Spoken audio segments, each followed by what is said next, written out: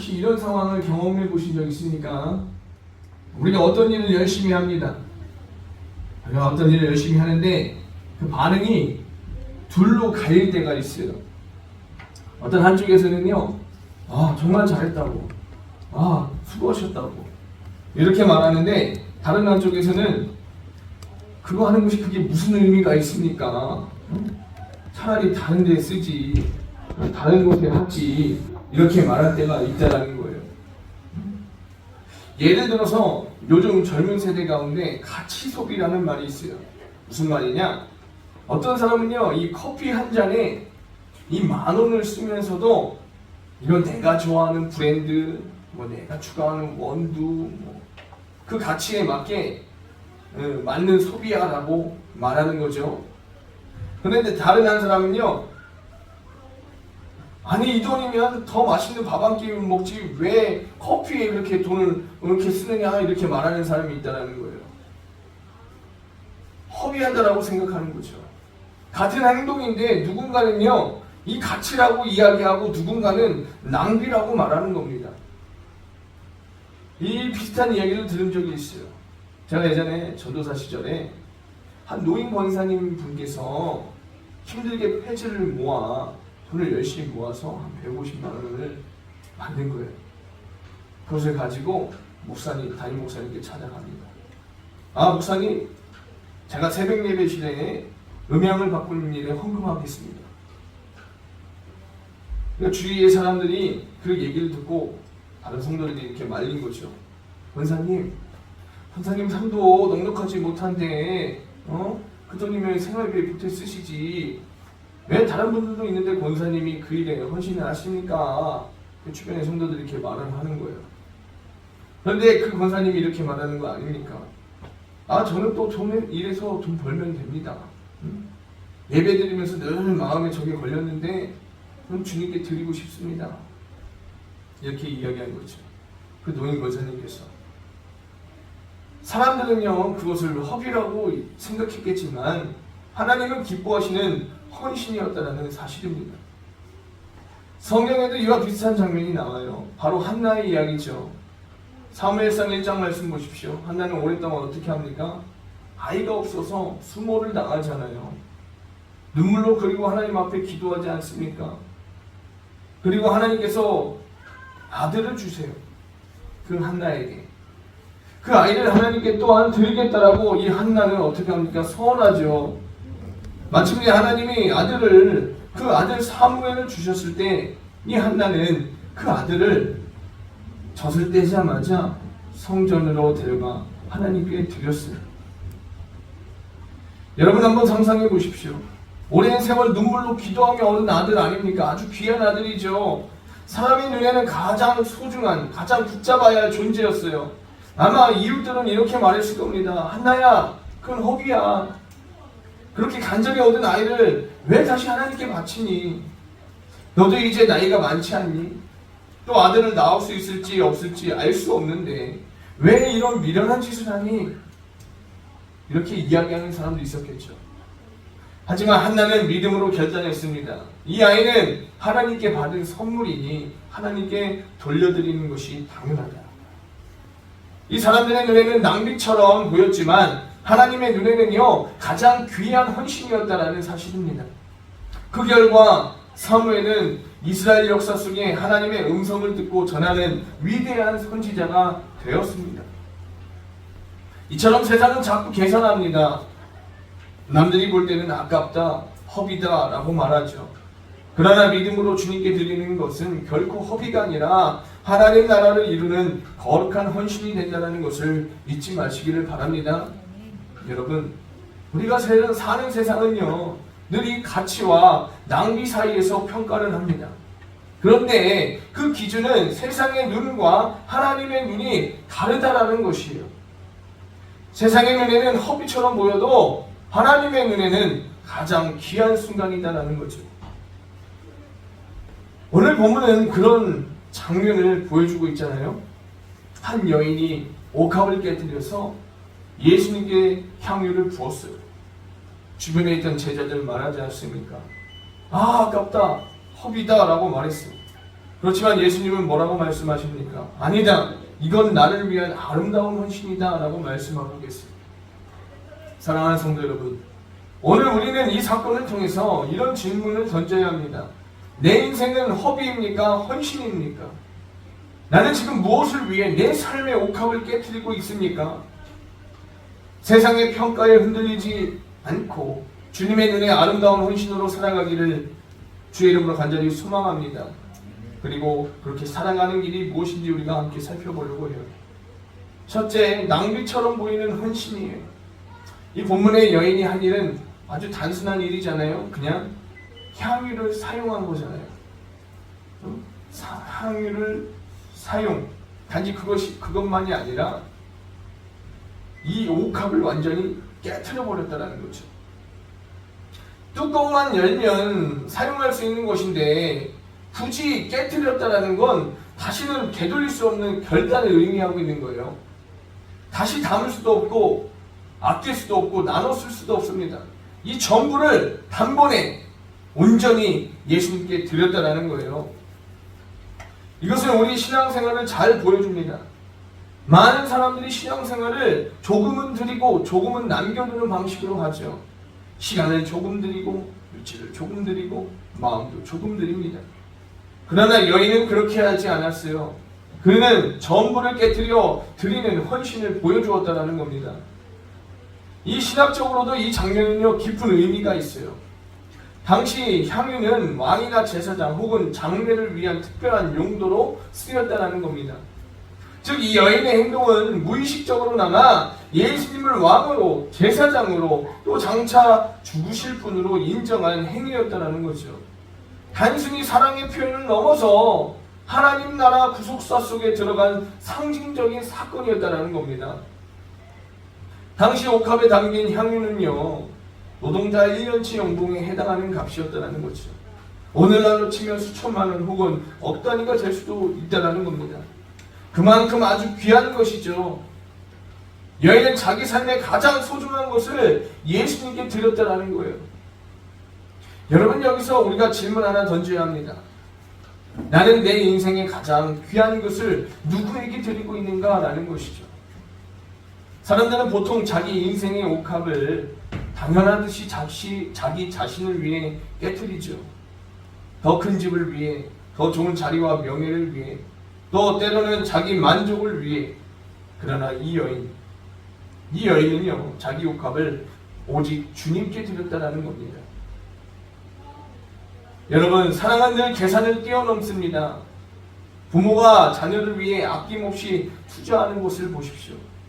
아이에게 좋은 것을 해주려고 하고 좋은 음식을 먹이려고 하고 좋은 교육을 받게 하려는 그 일은요 계산으로 따지면 허비일 수 있어요. 하지만 부모는요 그것을 허비라 여기지 않아요. 왜냐하면 사랑하기 때문에. 마찬가지로 이 여인의 헌신은 단순한 낭비가 아니라 오직 주님을 향한 사랑의 표현이었다는 겁니다. 자신이 할 수 있는 최고의 사랑의 표현이었다는 거예요. 성경에도 이렇게 사랑 때문에 허비처럼 보이는 헌신을 한 사람들이 많이 있잖아요. 마리아와 마르다의 이야기를 보십시오. 마리아는 예수님의 발 앞에 앉아서 말씀을 들었어요. 마르다는 왜 일을 안 돕냐고 그렇게 불평합니다. 그런데 예수님은 마리아는 좋은 편을 택했다라고 말씀하시죠. 주님의 눈에 가장 귀한 것으로 사랑으로 드린 마음이었다는 겁니다. 그리고 누가복음 21장 보십시오. 많은 사람들이 헌금을 드렸지만 예수님은 특별히 이 과부의 두렙돈을 인정하시고 기쁘게 여기셨어요. 세상의 눈에는 너무 적은 돈, 의미 없는 돈일 수 있지만 주님의 눈에는 가장 큰 헌신이었다는 거죠. 오늘날에도 비슷한 일이 있습니다. 어떤 한 청년은 바쁜 직장생활 가운데서도 매일 교회 새벽에 나와 기도를 합니다. 그의 동료들은 가끔 이렇게 얘기해요. 잠을 더 자지 왜 그렇게 무리해? 라고 이렇게 말합니다.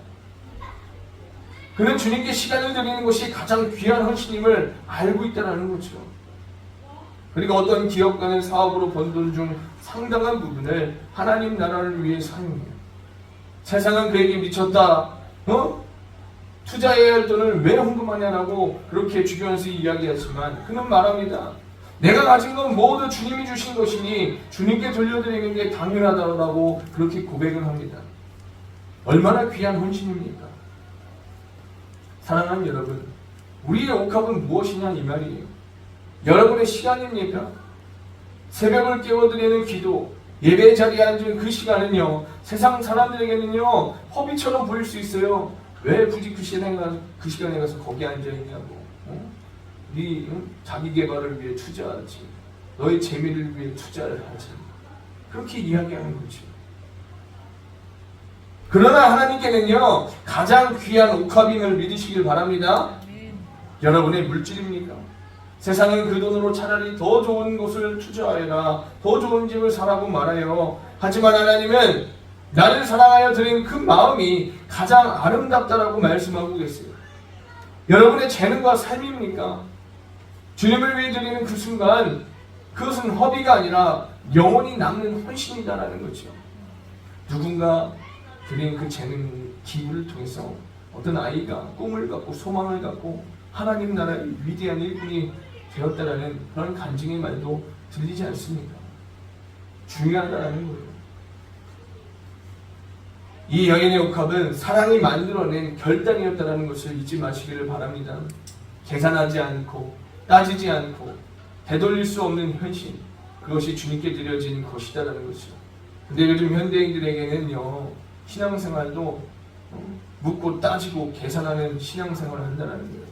자기 자신의 이익을 위해서 그것도 신앙생활을 한다는 거죠. 다 그렇게 변해가고 있어요. 우리가 인정하고 싶지 않지만 그렇게 변해가는 것이 우리의 현실이다라는 거죠. 오늘 우리에게도 주님은 동일하게 묻고 계세요. 너는 내 삶의 옥합을 누구를 위해 깨뜨리고 있느냐라고 말이죠. 이 시간 우리가 함께 돌아봐야 될 줄 믿습니다. 정말 나는 이 옥합을 누구를 위해 깨뜨리고 있는가? 아니면 그냥 스스로 나 혼자 간직하고 있는 것이 아닌가? 두 번째는 제자들의 반응은요 허비라는 관점이에요. 본문 8절 9절 말씀 보십시오. 여인이 옥합을 깨뜨려 예수님께 드리자 제자들이 이렇게 말씀했죠. 무슨 의미가 있습니까? 이걸 팔아서 가난한 자들을 돕는 게 더 낫지 않겠습니까? 지금 이렇게 얘기하는 거 아닙니까? 겉으로는 보십시오. 굉장히 의로운 말처럼 들리지 않습니까? 맞는 말 같아요. 그게 더 있어 보이고 뭔가 더 가치 있는 일 하는 것 같잖아요. 우리가 사회적 약자를 돕는 게 더 가치 있는 것 아니냐. 정말 이 돈이면 얼마나 많은 사람을 먹일 수 있는데 왜 이걸 이렇게 허비하느냐, 이렇게 얘기하는 거잖아요. 하지만 요한복음 12장의 말씀을 보면요 이 말을 했던 주도자가 누군지 아십니까? 바로 가룟 유다였다라는 거예요. 가룟 유다. 유다는요 돈을 관리하면서 거기서 자기 이익을 챙겼던 사람이었죠. 그러니까 그 말은요 순수한 의도에서 한 말이 아니라 자기 욕심을 합리화한 종교적 언어였다라는 겁니다. 사람들은 흔히 눈앞의 효율과 결과만으로 판단한다는 거죠. 얼마나 많은 사람을 먹였는가? 얼마나 많은 도움이 되었는가? 얼마나 가성비가 있는가? 가성비 엄청 따지잖아요 요즘 사람들. 응? 그러나 하나님은 그 중심에 있는 마음과 동기를 보신다는 거예요. 가난한 자를 돕는 것이 잘못된 것 절대 아닙니다. 성경은 끊임없이 가난한 자를 돌보라고 말씀하시죠. 하지만 이 순간 이 여인의 행동은요 단순한 자선이 아니라 주님을 향한 사랑과 헌신의 고백이었다는 것에 우리가 초점을 맞춰야 한다는 거예요. 오늘도 마찬가지죠. 어떤 사람은 이렇게 말해요. 주일마다 하루 종일 교회에 있는 게 무슨 의미가 있니? 시간 낭비 아니냐? 다 그렇게 생각한다는 거죠. 그게 잘못된 거예요. 어떤 이들은 새벽마다 일어나서 기도하는 게 건강에 해롭다라고 말하기도 합니다. 건강에 해로운 목사들 다 죽었어야 돼요. 성도들 새벽마다 나와서 새벽 예배하는데 다 돌아가셔야 되죠. 세상은 이렇게 말하는 거예요. 그 돈으로 차라리 아이 학업이나 생활비에 쓰지 왜 교회에 온 거 말이야.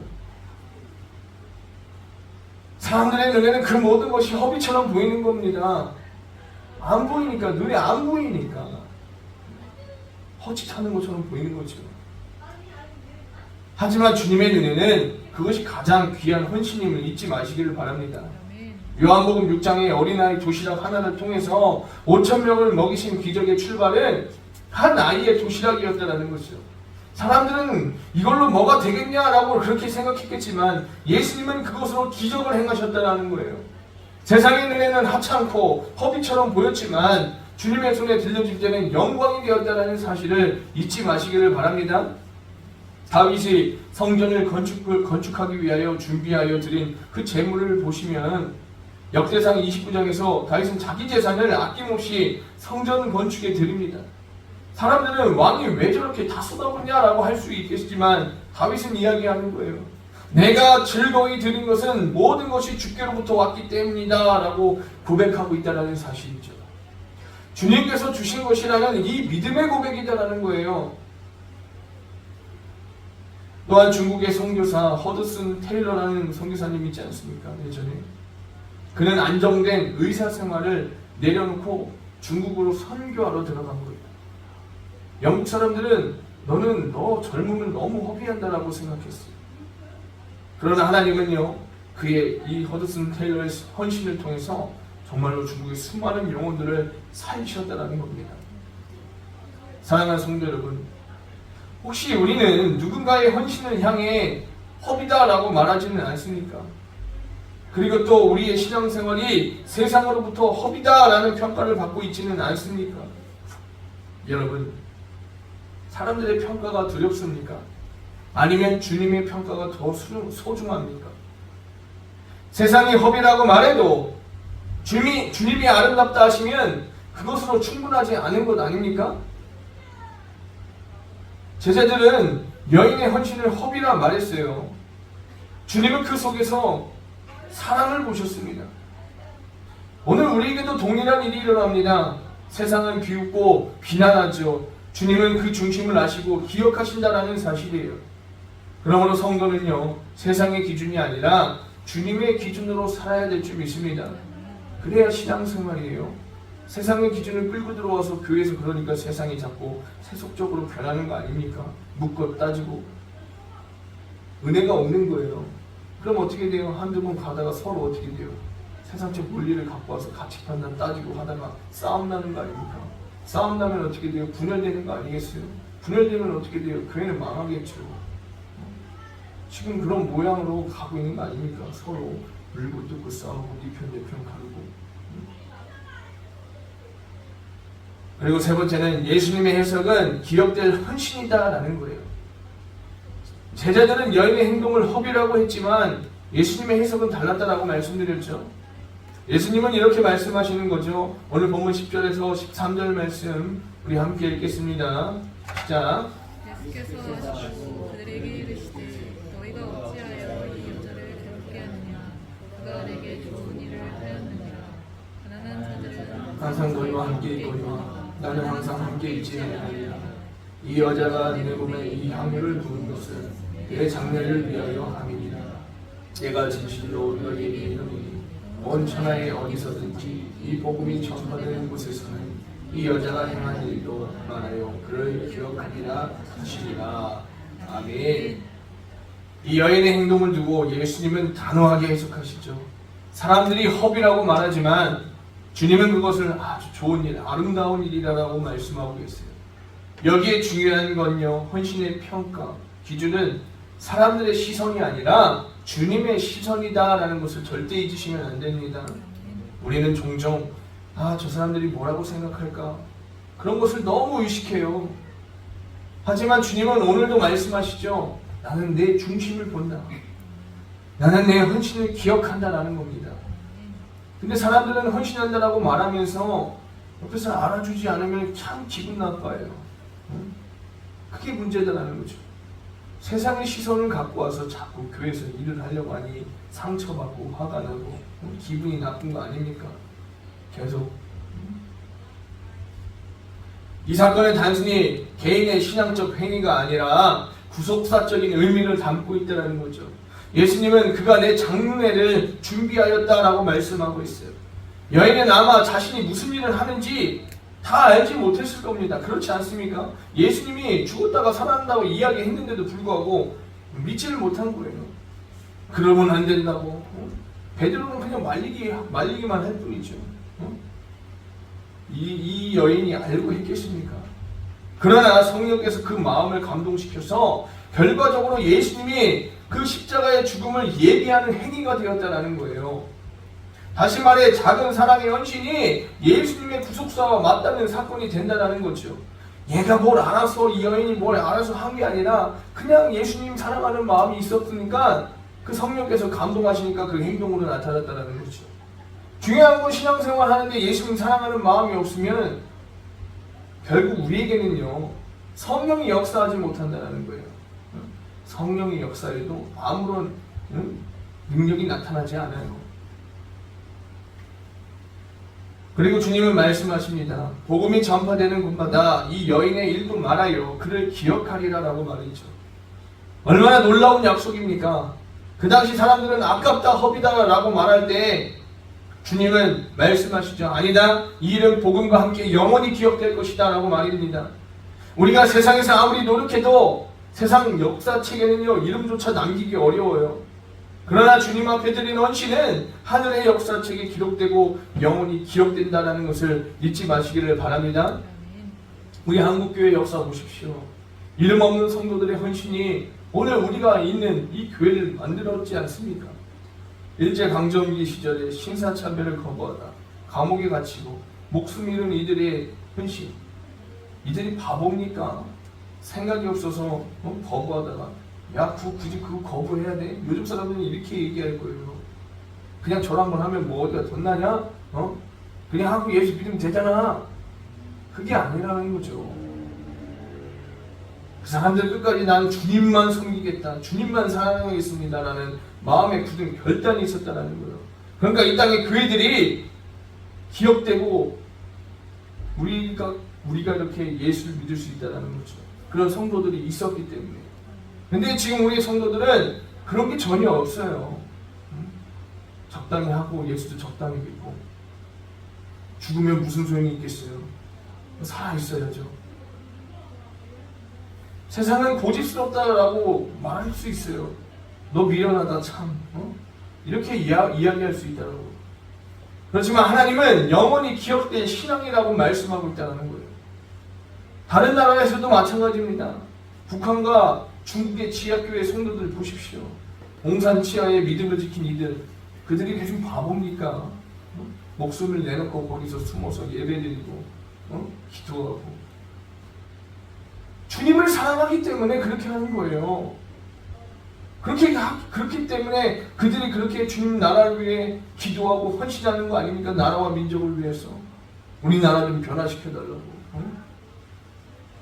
세상이 드러나지 않지만 복음이 전파될 때마다 그들의 삶은요, 하나님 나라에서 영원히 빛나고 있다는 사실이에요. 또 한 가지 감동적인 예화는 어떤 한 성도가 생전에 자기 이름을 드러내지도 않고도 교회와 선교 사역을 위해 거액을 헌금했다는 거죠. 그는 세상에 이름조차 남기지 않았지만 그 헌금으로 세워진 선교센터에서 정말 수많은 영혼이 구원받게 되었다는 사실이다라는 거예요. 세상은 모릅니다. 그러나 오직 주님은 기억해 주신다는 거예요. 사랑하는 여러분, 사람들은 우리의 헌신을 쉽게 잊어버립니다. 때로는 비난하기도 합니다. 때로는 무시해버립니다. 아니, 질투도 합니다. 시기도 합니다. 그러나 주님은 한 번 드려진 작은 헌신도 결코 잊지 않으신다는 거예요. 눈물로 드린 기도를 기억하신다는 거죠. 이름 없이 드린 섬김을 기억하신다는 거예요. 아무도 알아주지 않아도 주님은 기억하고 영원히 복음과 함께 기록하신다는 것을 잊지 마시기를 바랍니다. 여러분, 우리가 똑똑한 것 같지만 미련하는 거예요. 주님에 비할 수 있겠습니까? 우리는 세상에 이름을 남기려고 살지 맙시다. 세상은 곧 잊어버립니다. 하지만 주님 앞에 드린 헌신은 하늘나라에 영원히 남는다는 것을 잊지 마시기를 바랍니다. 우리의 목표는 세상에 이름을 남기는 것이 아니라 주님 앞에 믿음의 흔적을 남기는 것임을 믿으시기를 바랍니다. 이 여인의 옥합 사건은요, 단순히 한순간의 감동적인 장면을 연출하는 것으로 끝나지 않았어요. 그것은 예수님의 죽음을 예비하는 구속사적 사건이었고 복음과 함께 영원히 기억된 헌신이었다는 거죠. 사람들은 허비라 했지만 예수님은 아름답다 하셨고 기억하시겠다라고 약속하셨어요. 오늘 우리도 동일한 부르심을 받고 있다는 사실이죠. 사랑하는 여러분, 우리가 이 여인보다 못한 것이 무엇입니까? 없어요. 못한 것이 만약에 있다면 내가 이 여인보다 주님을 사랑하지 못한 것일까요? 오늘 본문은 우리에게 분명히 질문을 던져요. 당신의 삶은 허비입니까? 헌신입니까? 세상의 눈에는 허비하는 것처럼 보이는 것이 주님 눈에는 가장 아름다운 순간이 될 수 있다는 것을 잊지 마시기를 바랍니다. 세상은 주일마다 교회 가는 건 허비다라고 말하지만 주님은 그 예배가 내 인생을 바꾼다라고 말씀하세요. 세상은 돈을 헌금하는 건 아깝다라고 말하지만 주님은 그 마음이 하늘에 쌓인다라고 말씀하세요. 세상은 젊음을 주님께 바치는 건 손해다라고 하지만 주님은 그 젊음을 복음을 위해 쓰였다라고 말씀하신다는 사실입니다. 여러분 기억하십시오. 주님께 드리는 헌신은 결코 사라지지 않는다는 것을, 땅에 떨어지지 않는다는 것을 잊지 마시기를 바랍니다. 그것은 주님은 그것을 기억하시고 이 복음과 함께 영원히 기록하신다는 거죠. 여러분 이제 더 이상 머뭇거리지 맙시다. 예수님은 우리를 위해 십자가에서 모든 것을 쏟아부어 주셨어요. 그분은 옥합을 깨트린 것이 아니라 자기 생명을 깨트려 우리에게 주셨다는 거죠. 그 주님의 사랑 앞에서 우리는 이 여인처럼 옥합을 깨트릴 수밖에 없습니다. 계산하지 말고, 따지지 말고, 후회하지 말고 주님께 올려드리며 주님이 기억하는 저와 여러분들의 삶과 믿음이 다 되어주실 수 있기를 주님의 이름으로 간절히 축원합니다. 아멘.